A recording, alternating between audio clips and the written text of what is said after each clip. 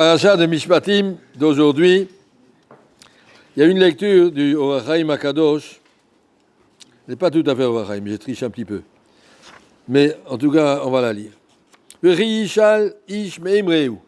Un homme a emprunté meimreu de son propriétaire un objet. Venishbar, il s'est cassé. Ometu, c'est mort.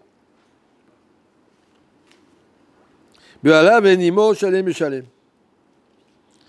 Si le propriétaire n'est pas au service de l'emprunteur, il faut payer. Imbe'ala vimo, si le propriétaire est au service de l'emprunteur, il n'a pas besoin de payer.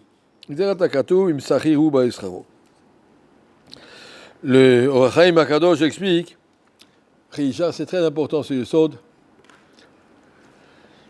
Il dit un homme a emprunté d'Akadosh Baruch Hu, a reçu à garder, quand il est né, sa neshama. Shmor nafshecha meod, il dit. Akadosh Baruch Hu, Dami neshama, il demande, tu es shomer, attention, passe pas à côté. Shmor nafshecha meod.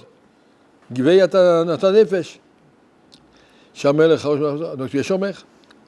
Mais il dit, ce nefesh, des fois, il lui arrive des accidents dans la vie. Il peut y avoir que c'est nishbar, ou nishba, omet, ou nignav. Nignav, il dit, lorsqu'un monsieur il fait une avéra beshogeg, sans savoir, tu as mangé quelque chose de pas cachère. Il y a une partie de ta neshama qui a été volée maintenant. Je te demande, rends-moi la neshama, après 120 ans, que le Jbourou, il demande à chacun, rends-moi ta neshama propre comme elle était quand je t'ai donnée. Et il manque un bout, nignav.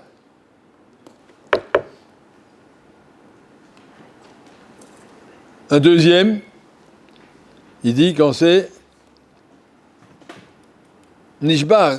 Nishbar, c'est quand c'est cassé. Il dit quand tu as fait une avéra bémézide avec un des membres de la personne, et un pauvre qui a demandé de l'argent, il dit zut, tu m'embêtes, je n'ai pas envie. Alors cette main-là, elle ne va pas revivre, il va se retrouver mutilé. Tu as des gens qui ont là-haut des grosses têtes et des toutes petites mains, des tout petits pieds, parce qu'ils n'ont jamais voulu bouger pour les autres. C'est Balé Moum. Nishbar. Nishbar, il dit quand ça a été chavouille, des fois une partie de Neshama qui part emprisonnée dans les Korot Atouma. Il y a des avérots qui font, certaines avérots de Kedushat Abrit, qui font que la Neshama, une partie de la Neshama, elle part en Shivia, en prison. Et des fois, c'est met. Quelqu'un fait une avéra sur laquelle il est Chayav Karet, la Neshama est morte. Alors après, le monsieur, il demande rendez compte. Rendez-moi mes affaires, je vais donner. Je demande de le garder, garde-le. Et bien, rendez compte. Alors, qu'est-ce qu'on fait? Alors, im be'ala vimo, il y a des gens qui ont le sentiment que Kadosh Baruch Hu est à mon service. Je suis moi là, et je ne dois rien à personne, et quand j'ai besoin de quelque chose, je demande à Kadosh Baruch Hu un petit peu de santé, s'il vous plaît, un petit peu d'argent, un petit peu de chidour, un petit peu Hachem, il est là pour te donner ce que tu as besoin, mais toi, tu ne lui dois rien. Tu ne sens pas que tu es redevable à personne. Alors il se dit aussi, Averot, par contre, je fais ce que je peux, ben, ça va, c'est bon. Et puis des mitzvot, j'attendrai, moi, bien sûr, j'ai fait de la tzedaka, je vais recevoir du olam haba. Des gens qui ont cette conscience qui disent, Vimo, lo yeshalem, lo tsarir, toute ta vie, elle va tout seul. Mais un homme qui sait, Vimo, Kadosh Baruch Hu, tu ne dois rien. Tu n'as pas de contrat. Tu ne peux pas dire à Kadosh Baruch Hu, et c'est normal, tu m'as mis au monde, il faut que tu me donnes à vivre, il faut que tu me donnes à manger, il faut que tu me rien du tout de normal. Shem, tu n'as pas signé de contrat, il ne te doit rien, il est gentil, il te donne, mais toi, il n'y a pas de à la vimo, il n'y a pas de contrat, il n'y a pas d'obligation. Mais je sais que je suis au service d'Akadosh Baruch Hu, je ne m'appartiens pas à moi-même. Je sais que mon effet, Akadosh Baruch Hu me l'a donné, mais je sais que tu vas me la reprendre. Je sais que je suis entièrement au service d'Akadosh Baruch Hu, Akadosh Baruch Hu n'est pas à mon service. La Gemara nous dit qu'il y a la différence entre un juif et un Oved Avodazara. Oved Avodazara, c'est marqué Hem omdim aleohem. Shenemar ou Pharaon omed alayor.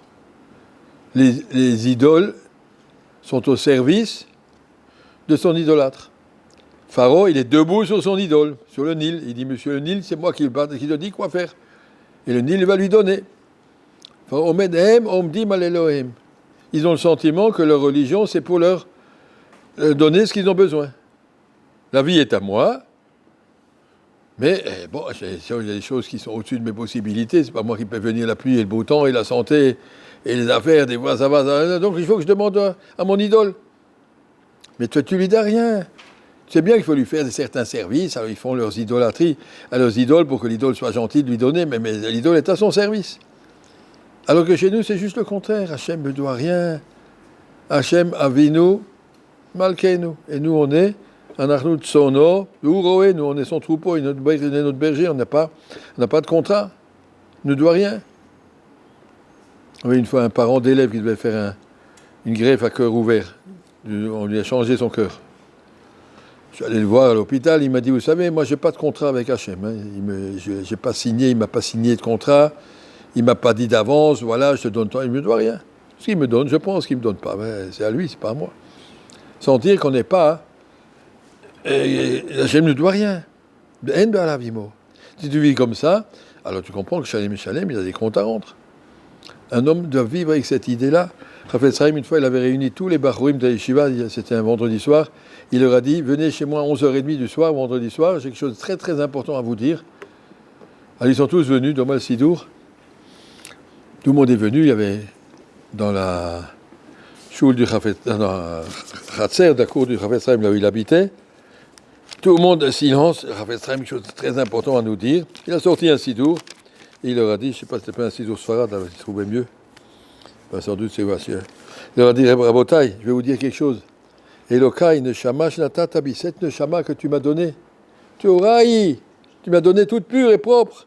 Ataberata, c'est toi-même qui l'as créé. Ataïd Sarta qui l'a fabriqué. Atanefartabi, c'est toi qui l'as fait rentrer dans mon corps. Vatam Shamra Beki, c'est toi qui me la maintient dans mon cœur. Vatati était là, mais il m'a dit, mais je sais très, très bien qu'elle est à toi et que tu vas me la reprendre. Ou la Razira Bilati de Lavo, et elle reviendra, cette même Neshama, pour le Gan Eden. Ne crois pas que le Gan Eden, tu auras une nouvelle Neshama si tu l'as salie et souillé, et cassé et mutilé. C'est ça que tu auras. Donc il a répondu, répété, il a dit, vous avez entendu? Un Neshama, il n'est pas à nous. Et un picadone. Si on arrive à réfléchir comme ça, sentir que la vie n'est pas un droit, mais c'est un cadeau qu'Hachem nous donne, et que il a les mitzvot, les comptes à rendre sont des comptes à rendre, Akadosh Baruch Hu nous a créés pour quelque chose. Il nous a créés pour que notre Neshama elle redevienne, elle remonte chez lui aussi pure que ce qu'on a reçu. Ça, c'est toute une grande avoda de mettre un switch dans la tête. Je ne suis pas au service de moi-même et j'essaie de m'arranger ma vie. Je suis au service à Kadosh Baruch Hu, à tout ce qu'il me donne. Ce sont des possibilités de garder ma Neshama Tehora, de la faire briller, de la faire grandir, de la nettoyer, pour qu'on puisse arriver à 120 ans avec une Neshama Nekia et Tehora et Bezrat Hashem. Shavuot Tov, vous me verrez, c'était un petit peu élevé le niveau de ce que j'ai dit ce soir, mais c'est à réfléchir parce que ça recouvre tous les aspects de la vie. Shavuot Tov.